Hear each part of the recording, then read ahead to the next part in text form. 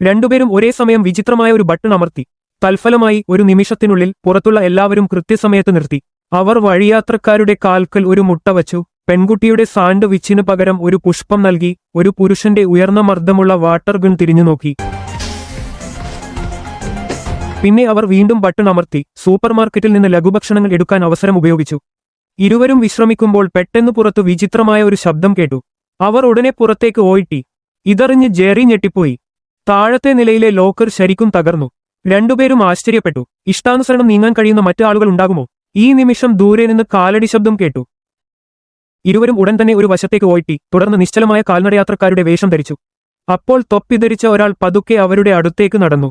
അതിലും വിചിത്രമായ കാര്യം, ഈ മനുഷ്യന് യഥാർത്ഥത്തിൽ നീല ചർമ്മമുണ്ട് എന്നതാണ്.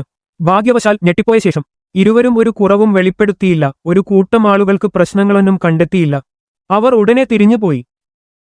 ഇരുവരും അപ്പോഴും ആശയക്കുഴപ്പത്തിലായിരുന്നു. അടുത്ത നിമിഷം ദൂരെ നിന്ന് പെട്ടെന്നൊരു സ്ത്രീയുടെ നിലവിളി കേട്ടു. ശബ്ദം വന്ന സ്ഥലം ഇരുവരും കണ്ടെത്തി.